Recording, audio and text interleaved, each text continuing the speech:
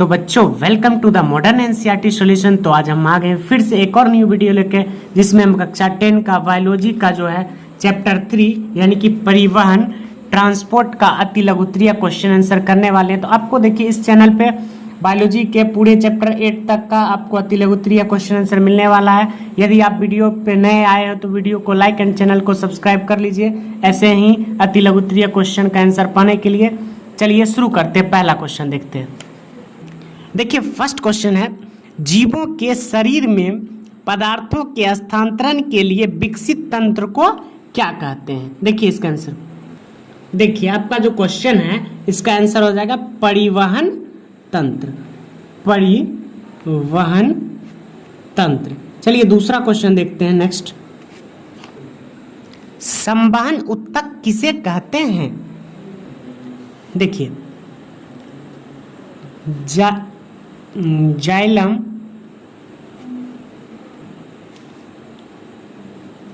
एवं फ्लोएम। देखिए जाइलम एवं फ्लोएम को जो है हम लोग संवहन ऊतक कहते हैं। चलिए तीसरा नेक्स्ट क्वेश्चन देखते हैं। देखिए तीसरा क्वेश्चन है, चालनी नालिका कहाँ पाई जाती है। देखिए कहता है चालनी नालिका कहाँ पाई जाती है, तो आपका आंसर हो जाएगा फ्लोएम में। चालनी नालिका कहाँ पाई जाती है, फ्लोएम में। चलिए नेक्स्ट 4 नंबर देखते हैं। चलिए देखिए 4 नंबर क्वेश्चन है, वाष्पोत्सर्जन से आप वाष्पोत्सर्जन किसे कहते हैं। चलिए इसका आंसर देखते हैं। देखिए इधर पीछे दिया हुआ है, पौधों के वायवीय भागों से जल का रंध्रों द्वारा वाष्प के रूप में निष्कासन की क्रिया वाष्पोत्सर्जन कहलाती है। आप इसका आंसर यहां से लेके यहां तक लिख लीजिएगा। चलिए नेक्स्ट देखिए आपका 5 नंबर क्वेश्चन है, स्थानांतरण क्या है। चलिए इसका आंसर देखते हैं, पीछे बुक में ही दिया हुआ है। देखिए यहाँ लिखा, पौधों में जल, खनिज, लवण और खाद्य पदार्थों के बहुत ऊंचाई तक संचलन को ही स्थानांतरण कहते हैं। चलिए इसका आंसर यहाँ पे समाप्त होता है। नेक्स्ट क्वेश्चन देखते हैं। चलिए आपका 6 नंबर क्वेश्चन है, खाद्य पदार्थों का स्थानांतरण किस रूप में होता है। देखिए इसका आंसर हो जाएगा जटिल घोल के रूप में।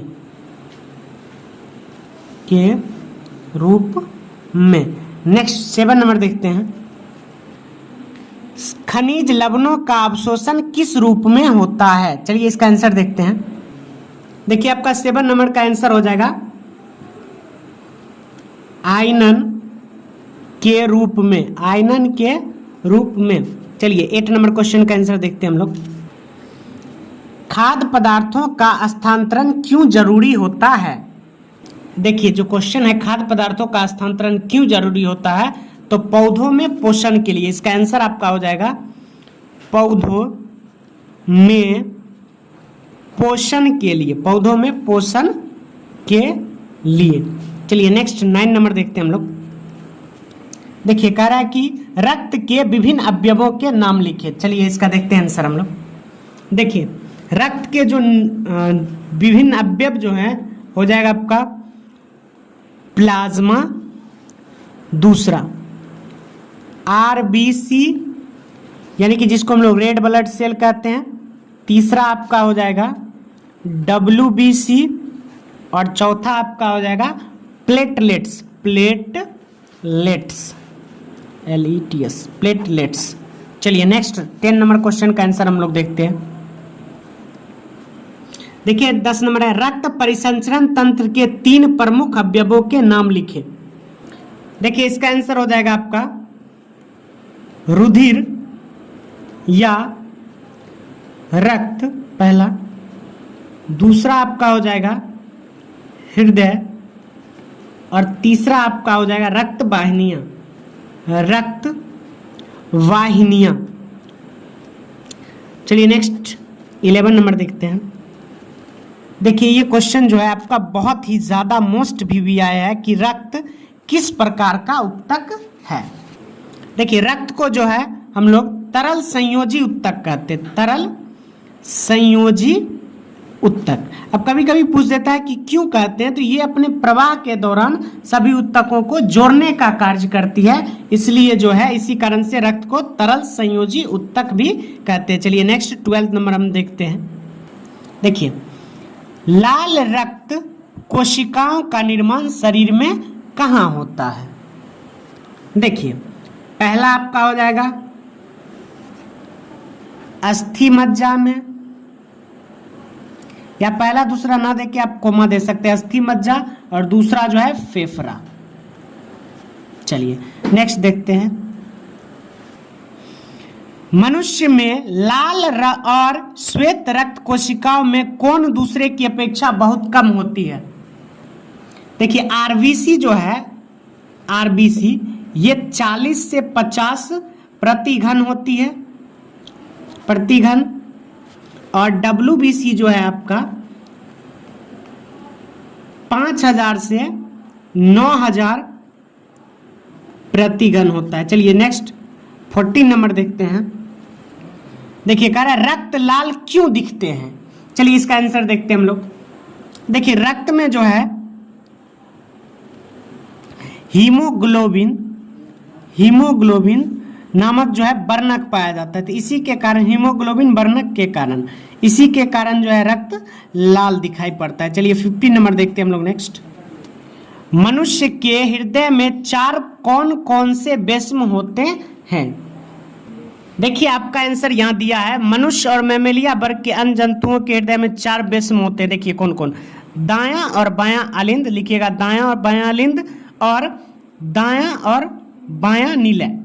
ठीक है, देखिए कैसे लिखना है इसको। पहला आप कीजिएगा दायां अलिंद, दूसरा बायां अलिंद, तीसरा लिखिएगा दायां नीलय, चौथा लिखिएगा बायां नीलय।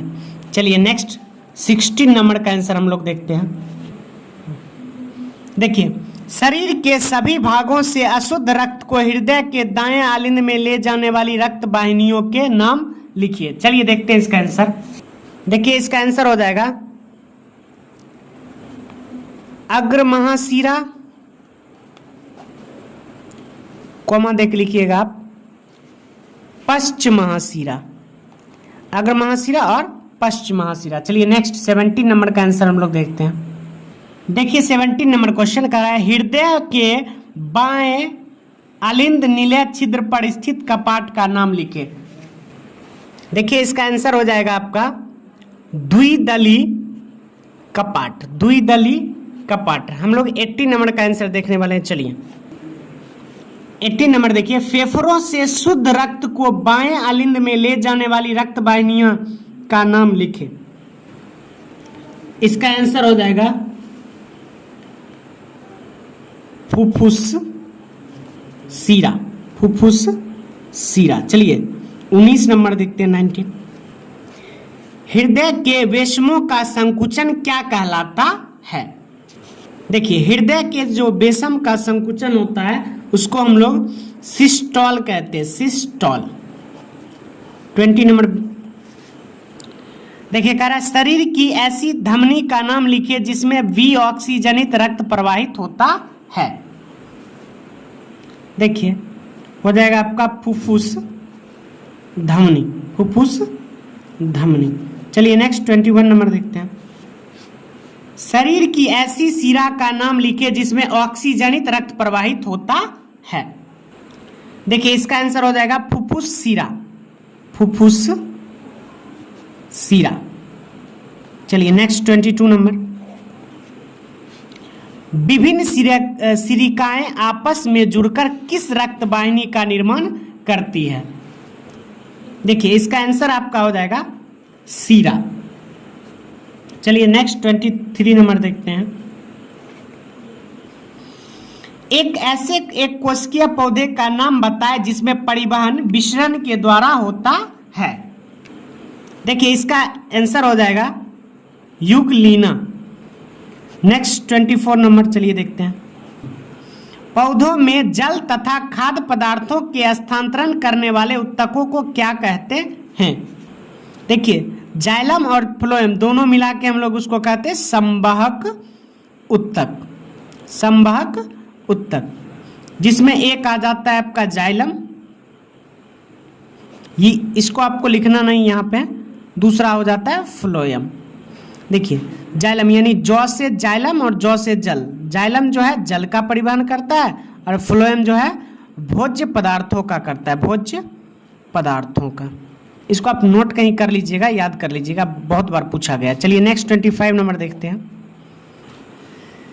जल संवाहक उत्तक में पाए जाने वाली लंबी तथा बेलनाकार नलिका क्या कहलाती है? चलिए देखते हैं इसका आंसर। देखिए इसका आंसर जो है आपका 25 का हो जाएगा वाहिकाएं, वाहिकाएं। चलिए नेक्स्ट 26 नंबर देखते हैं। देखिए 26 है जाइलम तथा फ्लोएम में किसकी कोशिकाएं मृत होती है? कह रहा है कि जाइलम की मृत होती है कोशिकाएं या फ्लोएम की। तो देखिए जाइलम की जो है कोशिकाएं मृत होती है, जाइलम की मृत और फ्लोएम की जीवित होती है। आपको याद कर लेना है इसको। 27 नंबर नेक्स्ट देखते हैं। जाइलम तथा फ्लोएम में कौन सा संवहन उत्तक खाद्य पदार्थों का स्थानांतरण करता है? देखिए हम आपको यहाँ पे समझाए थे कि जाइलम जल का करता है, फ्लोएम भोज्य पदार्थ यानी कि खाद्य पदार्थ का करता है। तो आपका आंसर हो जाएगा यहाँ पे फ्लोएम। चलिए नेक्स्ट 28 नंबर देखते हैं। पौधे में जल, खनिज, लवण और खाद्य पदार्थों को पौधे में शीर्ष भागों तक पहुंचाने वाली क्रिया क्या कहलाती है? देखिए जल और खाद्य पदार्थों को पहुंचाने की क्रिया स्थानांतरण कहलाती है, स्थानांतरण। नेक्स्ट 29 नंबर देखते हैं हम लोग। देखिए रक्त या रुधिर किस प्रकार का उत्तक है? ये आपको हम पहले भी बता चुके हैं, चलिए फिर से देख लेते हैं। रक्त या रुधिर जो है वो एक प्रकार का तरल संयोजी उत्तक है, तरल संयोजी उत्तक है। और क्यों है वो भी हम आपको बता चुके हैं, क्योंकि ये अपने प्रवाह के दौरान अन्य सभी उत्तकों को जोड़ने का कार्य करती है, इसलिए यह तरल संयोजी उत्तक है। चलिए नेक्स्ट 30 नंबर क्वेश्चन का आंसर देखते हैं। दायां और बायां अलिंद एक दूसरे से किस रचना के द्वारा अलग होते हैं? देखिए 30 नंबर का आंसर हो जाएगा सेप्टम। दायां और बायां अलिंद जो है सेप्टम के द्वारा, सेप्टम रचना के द्वारा एक दूसरे से अलग होते हैं। चलिए 31 नंबर देखते हैं। उस शिरा का नाम बताया जिसमें शुद्ध या ऑक्सीजनित रक्त प्रवाह होता है। देखिए उसे हम लोग फुफ्फुस शिरा कहते हैं, फुफ्फुस शिरा। चलिए नेक्स्ट 32 नंबर हम लोग देखते हैं। वैसा रक्त प्लाज्मा जिसमें लाल रक्त कोशिका नहीं पाई जाती है क्या कहलाती है?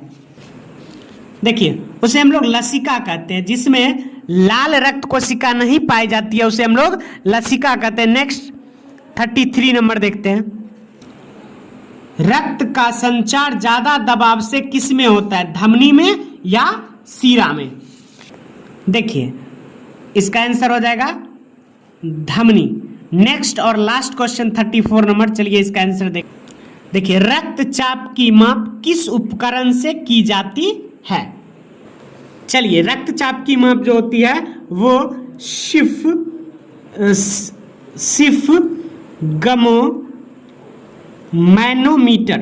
सिफ्गमो मैनोमीटर से किया जाता है। देखिए आपका ये अध्याय यहीं पे समाप्त होता है और ऐसे ही अति लघुत्तरीय क्वेश्चन आंसर पाने के लिए आप इस चैनल से जुड़ सकते हैं। यदि वीडियो अच्छा लगा हो तो वीडियो को लाइक एंड चैनल को सब्सक्राइब कर लीजिए।